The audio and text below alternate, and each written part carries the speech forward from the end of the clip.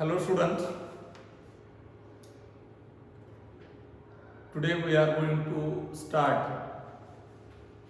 the vector addition to determine the resultant. Resultant means काय? It is the single vector, अनेकाचा एक. अनेकाचा एक. हा एक या अनेकांनी एकत्रित केलेल्या परिणामा एवढा हा एकटा परिणाम करतो. त्यावेळेस या एकाला अनेकाचा रिझल्टंट म्हणतात. मग अनेकाचा रिझल्टंट फाइंड आउट करण्याच्या प्रोसेसला कंपोजिशन म्हणतो. म्हणजे रिझल्टंट काढण्याच्या प्रोसेसला आपण कंपोजिशन म्हणतो. मग इथे रिझल्टंट फाइंड आउट करण्याच्या 3 मेथड आहेत, 3 लॉ आहेत. एक आहे पॅरलेलोग्राम, पहिला आहे triangle law of vector addition, दुसरा आहे parallelogram law of vector addition आणि तिसरा आहे polygon law of vector addition. Triangle law of vector addition यामध्ये दोन वेक्टरचा रिझल्टंट हा वेक्टर फॉर्म मध्ये मिळतो. त्याचा मॅग्निट्यूड तुम्हाला फाइंड आउट करता येत नाही, फक्त वेक्टर फॉर्म मिळेल. Okay, see our statement triangle law of vector addition.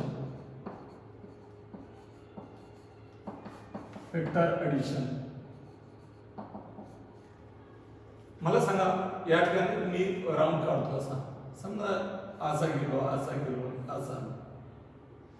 मी कसं चाललो रे, हे असा गेलो हे असं.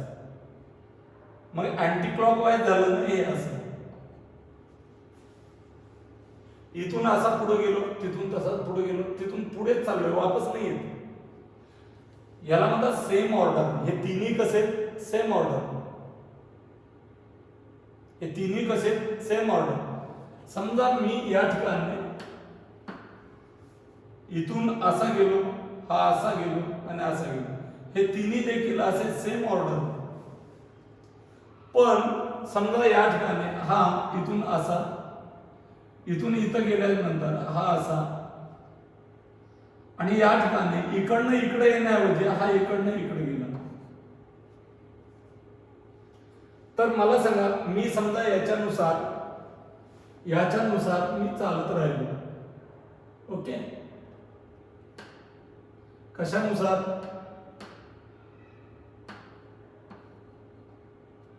समजा या ठिकाणी हा आहे,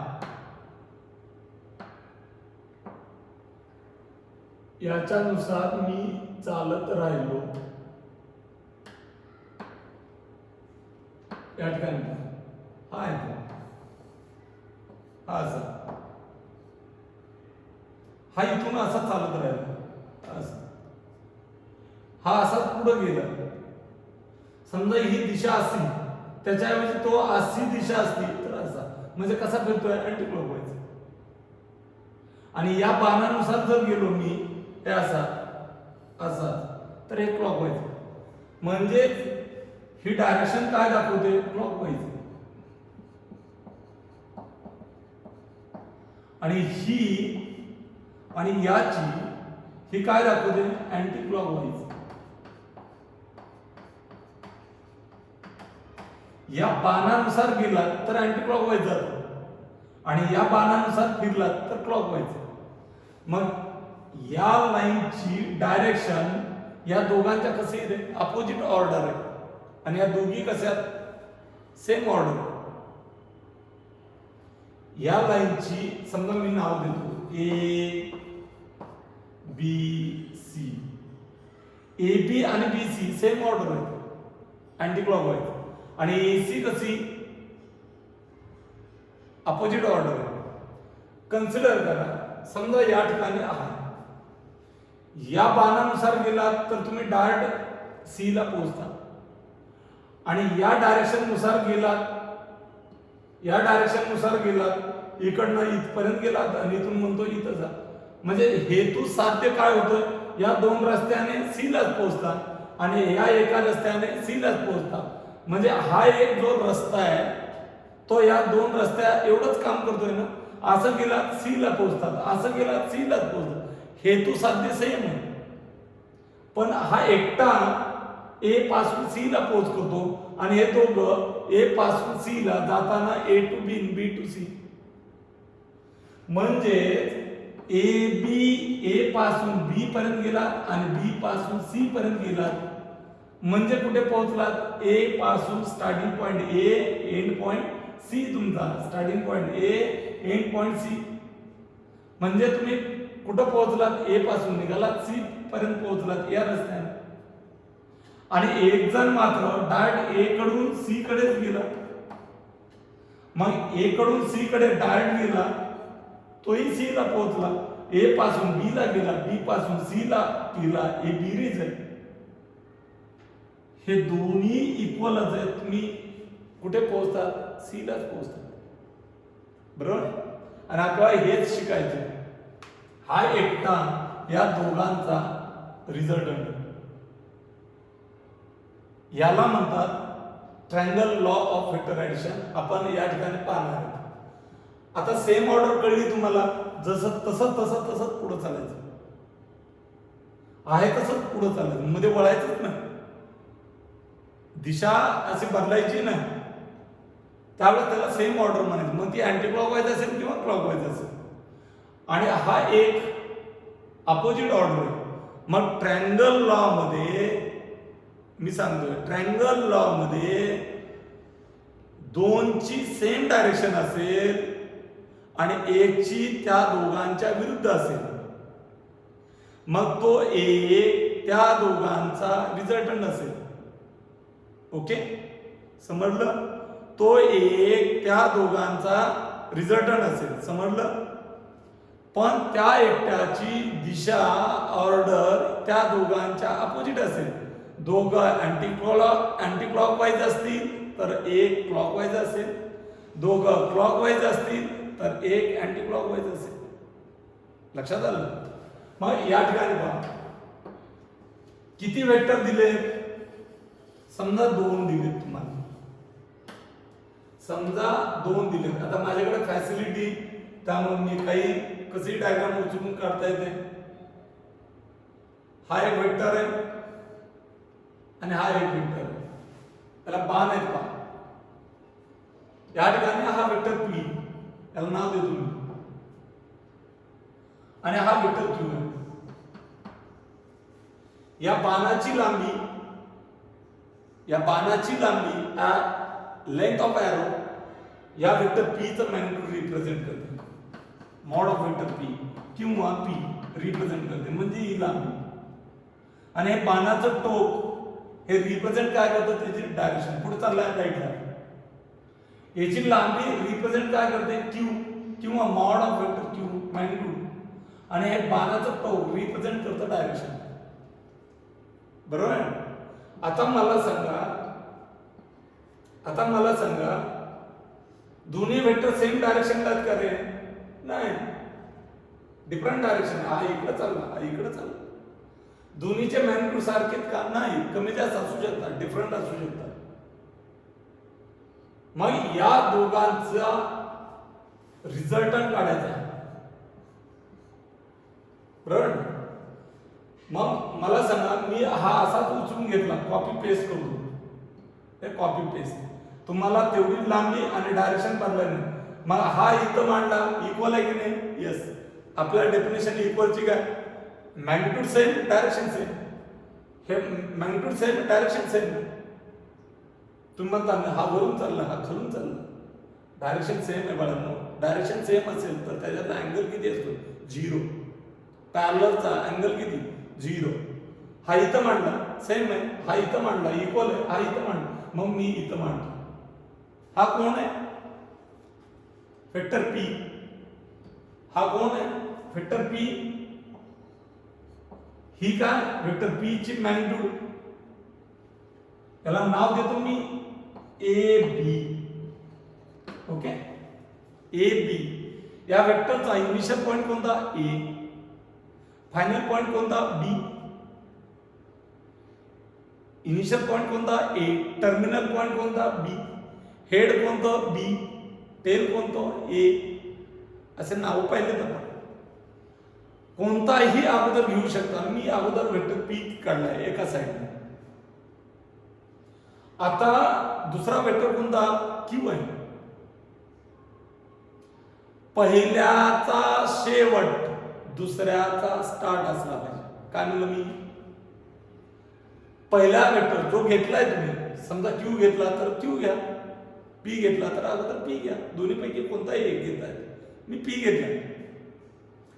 मग जो घेतलाय पहिला त्याचा एंड पॉइंट हा दुसऱ्याचा स्टार्ट असला पाहिजे. मग दुसऱ्याचा स्टार्ट असला पाहिजे तर याचे कॉपी पेस्ट करतो मी. हा इथं, हा कोण आहे, हा स्टार्ट पॉइंट आहे. हा स्टार्ट या दुसऱ्याचा एंड कॉमन असला पाहिजे. हा कॉमन केला. जमलं का, बरोबर ना. मग मला सांगा हा वेक्टर कोण क्यू, आणि या पॉइंटला नाव देतो सी. परत एकदा सांगतो, मी अगोदर वेक्टर पी घेतला, त्याच्या स्टार्टिंग आणि एंड पॉइंटला मी नाव दिले. हा वेक्टर कोण आहे, वेक्टर पी. यालाच वेक्टर ए बी म्हणता येतं. मग वेक्टर ए बी म्हणजेच वेक्टर पी. ही ए टू बी लांबी काय रिप्रेझेंट करते, मॅग्निट्यूड, आणि ए कडून बी कडे डायरेक्शन.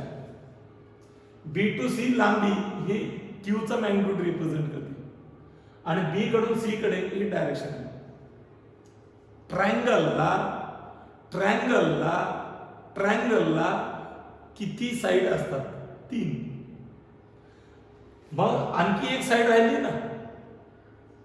मग हे दिलेले दोन वेक्टर हे त्रिकोणाच्या ट्रायंगलच्या 2 साइडने दाखवले. मग तिसरी साइड राहिली, तिसरी साइड राहिली की नाही.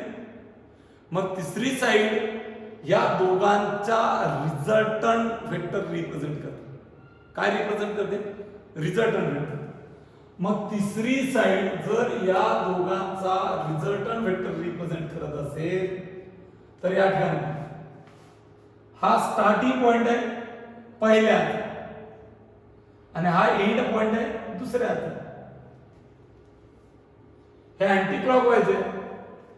याला दिशा हा असा हा असा असा नाही द्यायची, याच्या विरुद्ध. तुम्ही बाण इथं दाखवला तरी चालतो, इथं दाखवला तरी चालतो. हा कोण आहे, वेक्टर आर, या दोघांचा रिझल्टंट. हा कोण आहे, हा वेक्टर आर आहे, दोघांचा रिझल्टंट आहे.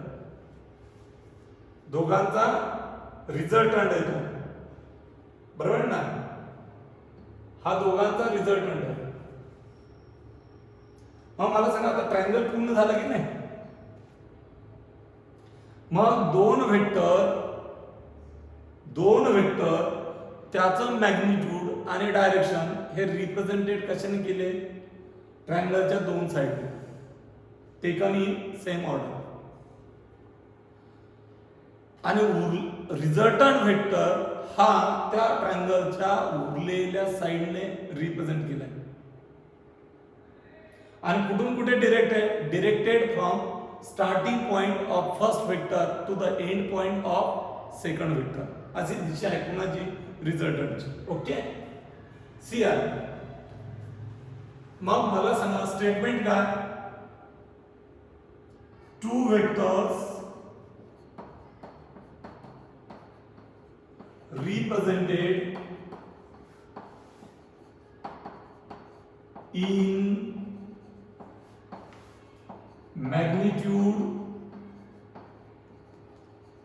and direction by 2 sides of a triangle taken in same order.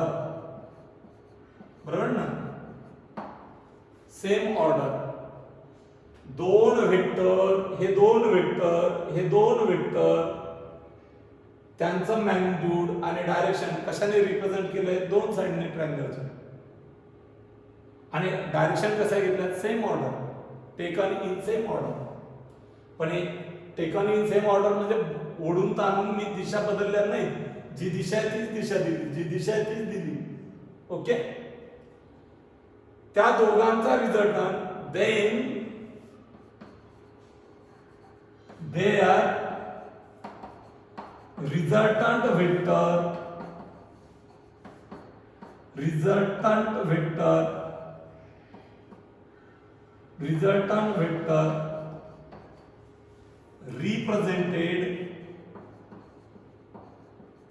represented in a magnitude and a direction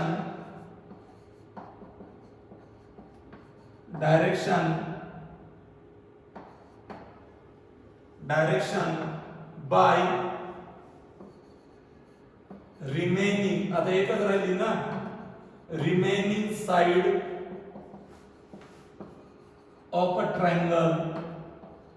तसं नाही वाटलं तर असं म्हणा, third side of a triangle. Third side of a triangle. आणि कुठून कुठे डिरेक्टेड, कुठून कुठे दिशा आहे? डिरेक्टेड कुठून कुठे दिशा आहे? डिरेक्टेड फ्रॉम, कुठून कुठे डायरेक्शन आहे? Directed from. हा ए कोण आहे? पहिल्या वेक्टरचा स्टार्टिंग पॉइंट. आणि कुठे गेली? सी ला. सी कोण आहे? दुसऱ्या वेक्टरचा एंड पॉइंट. आणि म्हणून या ठिकाणी directed from starting point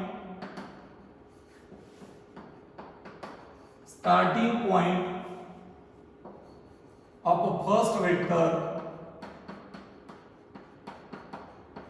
to end point of second vector. Okay, it is the statement. काय म्हणलं मी? two vectors represented in a magnitude and direction by किती side? Two side of a triangle taken in a same order anti-clockwise.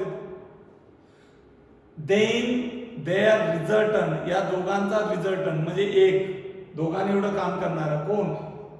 Resultant. Then their resultant vector represented in a magnitude and direction by remaining side, ही उरलेली remaining side of a triangle directed from starting point of a पहिला vector, starting point of a first vector to the end point of second vector. मग triangle law वापरायचा आहे. तर या ठिकाणी triangle law वापरायचा आहे तर अगोदर कुठून त्रिकोणाचं नाव घेतानाच असं घ्यायचं. त्रिकोणाचं नाव घेतानाच असं घ्यायचं. आपल्याला कोण काढायचं आहे? आर काढायचं आहे. त्यामुळे तुमच्याकडे अवेलेबल काय असणार आहे? ए बी आणि बी सी. मग ट्रायंगलचं नावच घ्यायचं जो अगोदर घेतला आहे तो ए बी सी. काय घ्यायचं? त्रिकोणाचं नाव, ट्रायंगलचं नाव काय घ्यायचं? A B C. म्हणून या ठिकाणी in triangle A B C, in triangle A B C by कोणता लॉ वापरणार? By triangle law of vector addition.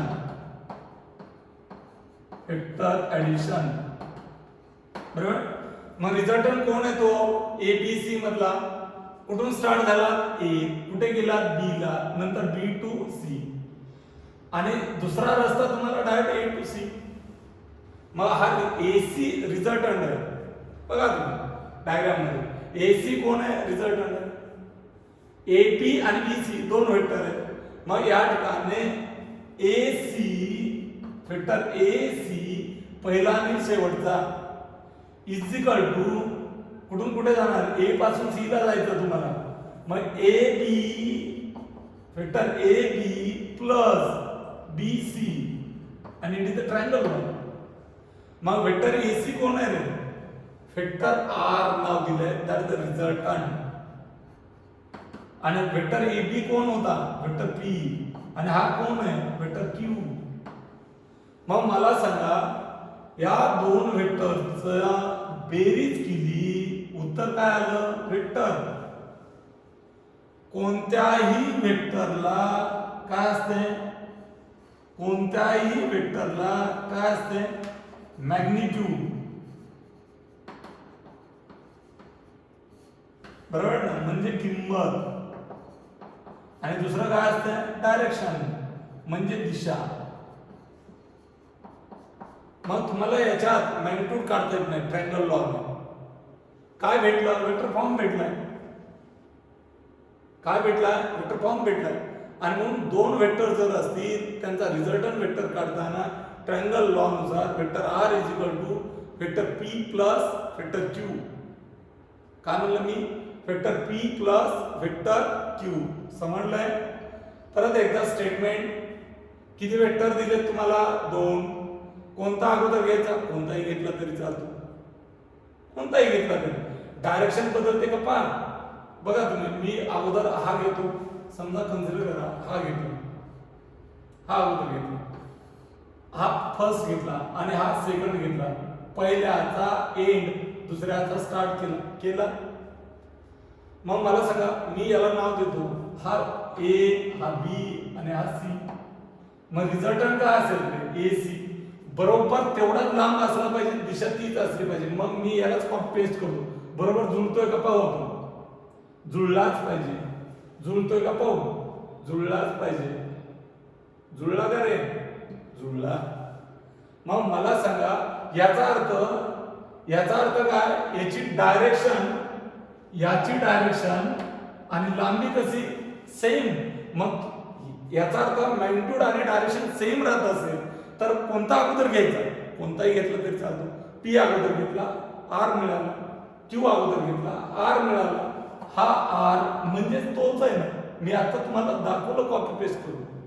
मी लांबी कमी जास्त केली का? नाही. ऍडजस्ट केली का? नाही, बिलकुल नाही. याचा अर्थ वेक्टर पी प्लस क्यू, तुम्ही अगोदर पी घेतला तरी चालेल आणि वेक्टर आर बरोबर क्यू प्लस पी, क्यू घेतला तरी चालेल. डाव्या साइड सेम आहे म्हणून vector P plus vector Q बरोबर क्यू प्लस वेक्टर पी. जागेची आदला बदल केली तर बेरीज बदलते का? नाही बदलत. वेक्टर फॉर्म बदलतो का? नाही बदलत. याला पुढे आपण एक नाव दिलंय, याला कम्युटेटिव्ह लॉ म्हणतात. जागेची आदला बदल होऊन बी बेरीज रिझल्टंट वेक्टर जर बदलत नसेल तर त्याला कम्युटेटिव्ह लॉ म्हणतात. जागेची आदला बदल याला कम्युटेटिव्ह म्हणायचं. काय म्हणायचं? कम्युटेटिव्ह. आणि कम्युटेटिव्ह मध्ये जागेची आदला बदल करून तो ऑपरेशनच्या किमती जर बदलत नसेल तर commutative law of vector addition. काय म्हणतात त्याला? Commutative law of vector addition. का? इथं ऍडिशन, इथं गुणाकार जर असता तर commutative law of vector multiplication. काय म्हणलं असतं? कम्युटेटिव्ह लॉ ऑफ मल्टिप्लिकेशन म्हणलं असतं. इथं काय? Addition, vector addition. काय म्हणायचं? Commutative law of vector addition. मग कोणता वेक्टर घ्यावा लागेल ट्रायंगल लॉला अगोदर? म्हणजे फिक्स असतो का? कोणताही घेतला तरी चालतो.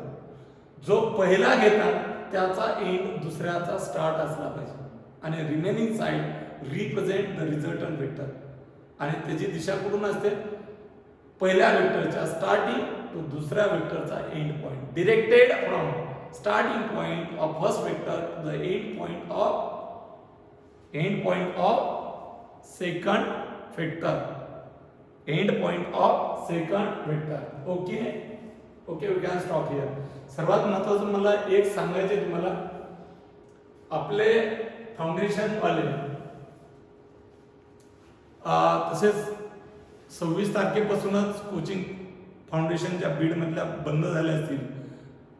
कारण एक मीटिंग झाली बीड शहरामध्ये आणि फाउंडेशन 26 तारखेनंतर बंद करून 1 तारखेला पेमेंट भरून, फी भरून या ठिकाणी बॅचेस स्टार्ट करायचं ठरलेलं आहे.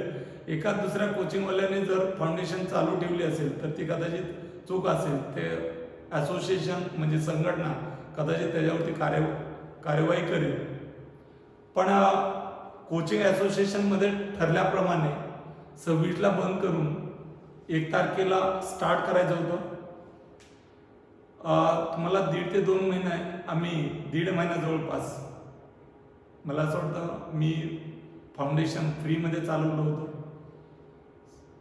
असं म्हणत नाही मी की कोचिंग आमच्याकडंच लावली पाहिजे, पण सर्वात महत्त्वाचं हा विचार आपण विद्यार्थ्यांच्या भवितव्याचा आणि फ्युचरचा विचार करून विद्यार्थ्यांना सब्जेक्ट नॉलेज महत्त्वाचं,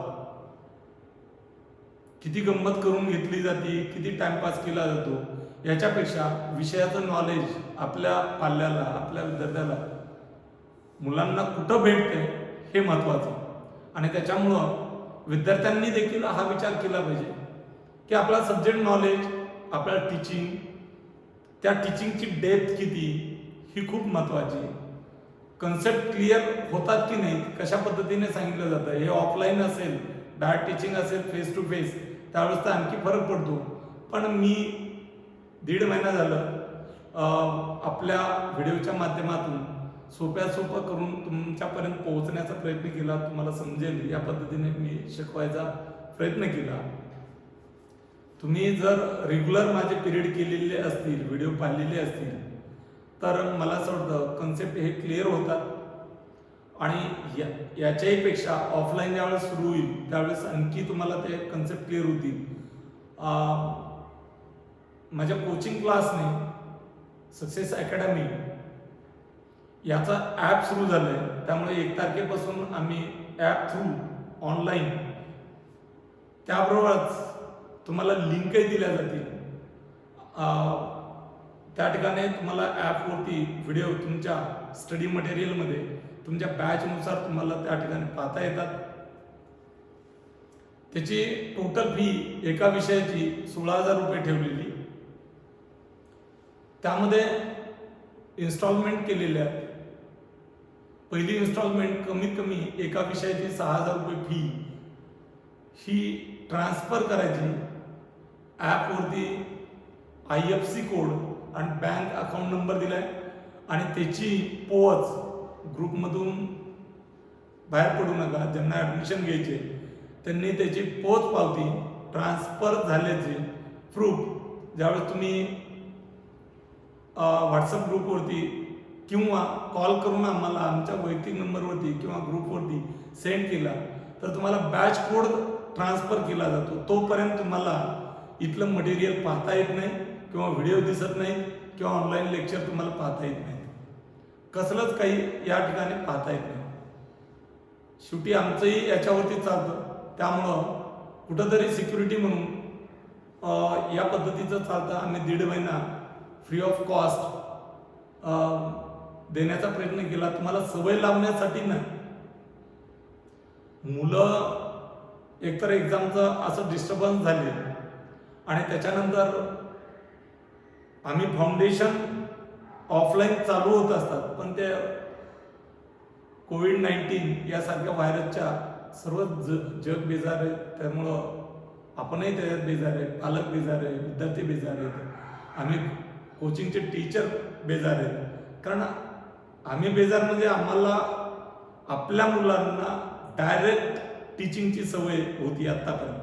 आपण काय मेट्रो सिटीमध्ये नाही की आपले मुलं इमानदारीने, समजा पालकांच्या मनात भीती असते की मोबाईल दिला तर मुलगा त्याचा गैरवापर करेल. तर आमच्या ॲपला ज्यावेळेस कनेक्ट होतो आणि तिथून व्हिडिओ पाहतो त्यावेळेस ब्राउझिंग कनेक्शन दिलेलं आहे आम्ही. ते फक्त सिक्युरिटी म्हणून ज्यावेळेस ॲप ओपन करतो, ॲप स्टार्ट करतो त्यावेळेसच आम्हाला कळतो. आणि आम्ही ॲप स्टार्ट केल्याच्या नंतर तो दुसरीकडे ब्राउझिंगला जाऊ शकत नाही. कारण एकदा ॲप ओपन केल्याच्या नंतर तुम्ही ब्राउझिंग जर ऑर्डर करत असाल आणि टाइमपास करत असाल तर ते दुसरी महत्त्वाची, आईवडिलांनाही फसवताय, स्वतःलाही फसवता, त्याच्यात तुमचं नुकसान आहे. त्यामुळं एक गॅरंटी देतो की कारण बीड शहरामधून लातूर नव्हे तर अख्ख्या महाराष्ट्रात फिजिक्सला 180 पैकी 165चा टॉपर दिलाय रोहन बैल. जर तुम्हाला याचा मी सांगताना कधी कधी आपला विश्वास बसत नाही की महाराष्ट्रातून तिसरा आणि बीडमधून फिजिक्सला बऱ्याच वेळा गैरसमज होता की विद्यार्थ्यांना पालकांमध्ये गैरसमज की बीडमध्ये फिजिक्स चांगलं होऊ शकतं की नाही. रोहन भैर विद्यार्थी महाराष्ट्रातल्या नंबर 1च्या मेडिकल कॉलेजला तो लागलेला आहे. त्याचा स्टेट रँकिंग 38 होता आणि त्याला फिजिक्स आउट ऑफ 180 165 होते. सॉरी 160 160 महाराष्ट्रात तिसरा होता. आणि हे कन्फर्म जर करायचं असेल तर माझी एकदा रिक्वेस्ट आहे पालकांना आणि विद्यार्थ्यांना, एकदा तुम्ही त्या पालकांना किंवा त्या विद्यार्थ्यांना, आम्ही तर खूप सांगू पण आपलाही विश्वास बसला पाहिजे की हा विद्यार्थी इथंच होता का. आणि त्यामुळं शाहूनगर मंदिराच्या समोर रोहन भाईचं घर आहे, खाली किराणा दुकान आहे. तुम्ही तिथं त्यांच्या आईसाहेबांना विचारू शकता की वर्षभर रोहनने फिजिक्स कुठं केलं किंवा त्याने कोचिंग कुठं केली. तर मी फिजिक्सला 160 आल्यामुळं मी सांगतोय की त्याला फिजिक्सच्या संदर्भामध्ये तुम्ही चौकशी करू शकता. तसे माझ्याकडे 4ही विषय चालतात, फिजिक्स, केमिस्ट्री, बायोलॉजी आणि मॅथ. त्यामुळं जर व्यवस्थित वाटत असेल तर मला असं वाटतं न्यूमरिकल्स चांगल्या पद्धतीने आणि हाय लेवलचे आणि मीडियम, मला असं वाटतं मी महाराष्ट्र थर्ड दिल्याच्या नंतर 22 वर्ष अनुभवातून कन्सेप्ट क्लिअर सोप्या भाषेमध्ये विद्यार्थ्यांना कसे करता येतील याची मी वारंवार प्रयत्न करतो आणि सोपं विद्यार्थ्यांना देण्याचा प्रयत्न करतो. त्यामुळं 2 ॲप लॉन्च केलेत आम्ही. मी माझं वैयक्तिक ते लॉन्च केलेलं आहे आणि सक्सेस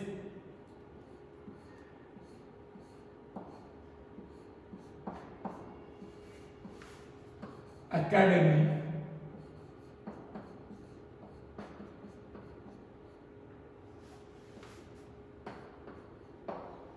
बीड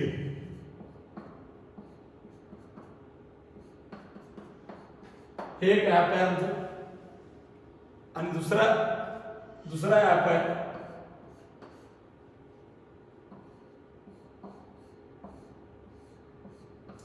सौभारे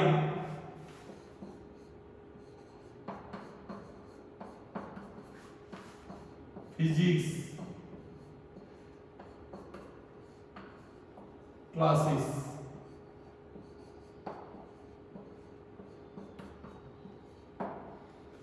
हे दुसरं ॲप आहे. या दोन्हीवरती तुम्हाला फिजिक्स तेच मटेरियल असेल, तेच व्हिडिओ असतील आणि त्याच क्वेश्चन पेपर असतील आणि एकाच वेळेस टाइम टेबल सेट केलेलं असते. असं काय नाही मला आवड आहे म्हणून मी हे वैयक्तिक ॲप घेतले मला ऑपरेट करण्यासाठी आणि त्याच्यामुळं हे दोन्ही पद्धतीचे ॲप आहेत. त्याच्यामुळं हे ॲप प्ले स्टोअरवरती जाऊन तुम्ही डाउनलोड करू शकता. त्यासाठी हे दोन्ही ॲप फक्त अँड्रॉइड सिस्टीमला चालतात. कशाला चालतात? Android system. एखाद्या पालकाकडे ॲपल आयफोन असेल तर आयफोनला iOS सिस्टीम असते, त्याच्यामध्ये हे दोन्ही ॲप चालत नाही. त्यामुळं त्याची काळजी घ्यावी. अँड्रॉइड मोबाईलमध्येच फक्त या ठिकाणी हे दोन्ही ॲप तुम्हाला लॉन्च करता येतील, डाउनलोड करता येतील.